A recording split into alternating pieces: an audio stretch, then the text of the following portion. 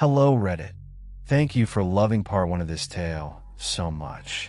In my time away, I believe I have found out who committed the Boston Marathon bombings. I did it, Reddit. Anyway, when I last left you, I was contemplating committing murder-suicide with my gay idiot brother, who had transformed into Barry the Killer. For a few reasons that I won't tell you, I changed my mind. When I was slicking my hair back into a slicked back hairstyle, Barry said something that truly chilled me to my core. His voice sounded like a growl, but not really, and it was actually more like a normal voice talking. Ryan, he whispered. I laughed to myself. That was probably his gay boyfriend. I thought that because Barry was gay.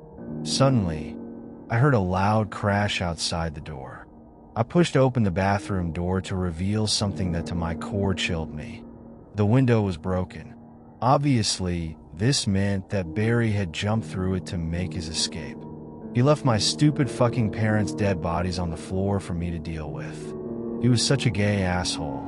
Before chasing Barry down through the window he had obviously jumped through, I decided to change clothes. I put on a leopard print latex bodysuit. I also decided to smoke some of my crack cocaine before going to see my tattoo artist. I got 2 tattoos. Barry only has 1. But they're so cool that I'm not going to tell you what they are. Finally, I took off on my motorcycle to catch my brother. While on the open road imaging a hot babe sitting on my penis, I started thinking about the prophecy. I had known about chemtrails since my dad told me about them. His name was Robert Francis Kennedy Jr., by the way, but I think I mentioned that. Anyway, I eventually got to the secret government base that I had tracked Barry down to. After beating the fucking shit out of the guards easily with my nunchucks, I went inside.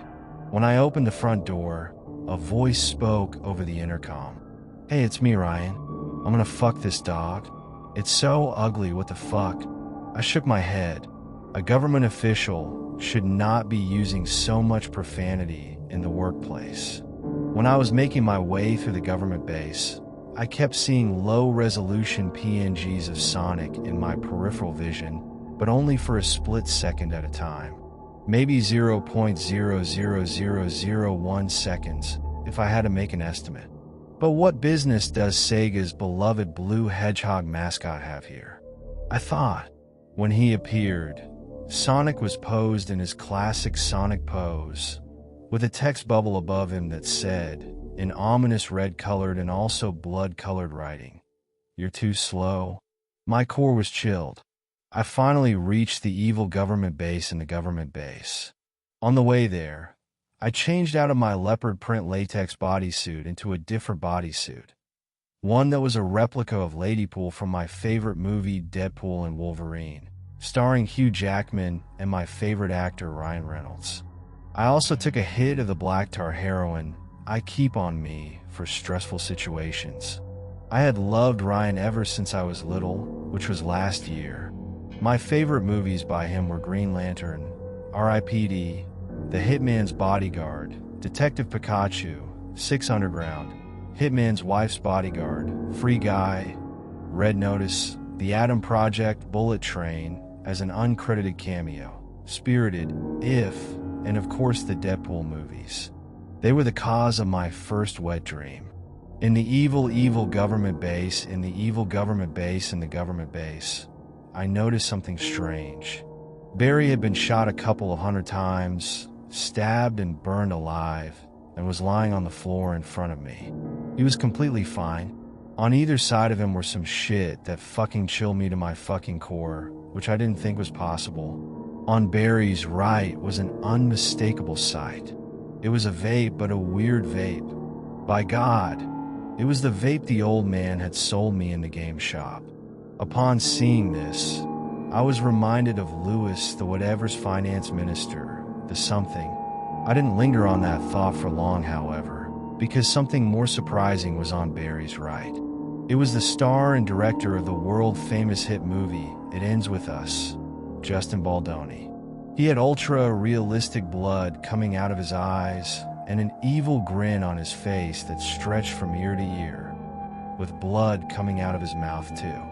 He was also naked with a tattoo on his balls that simply said "my balls." Seeing Barry the Killer and the vape here did something to my core. Suddenly, I heard a familiar voice behind me. Oh my god, is that my fucking wife, Blake Lively? Damn, now my penis is hard. I turned to see Ryan Reynolds standing behind me, a cheeky smirk on his face.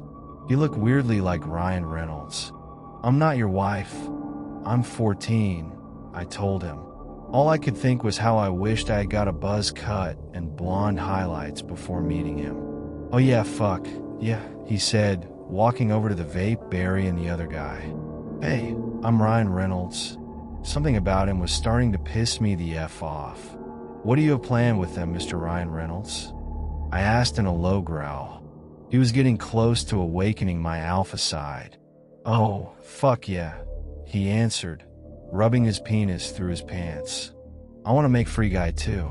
Combining these three into one entity is the only way to do it, fuck yeah." I scratched my chin pensively.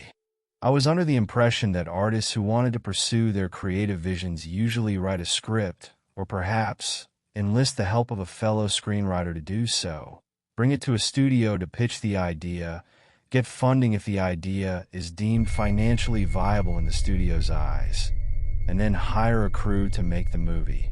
Maybe I'm just out of the loop. Using the chemtrails was the only fucking way to make this happen, David. Fuck. Your father, RFK Jr., is a big inspiration of mine. He was fucking right. Fuck, yeah. RFK Jr. was right.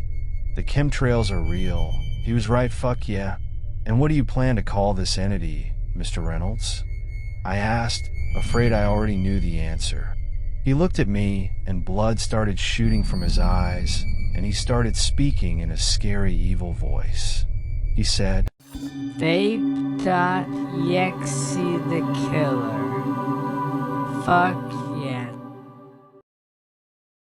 To be continued. I give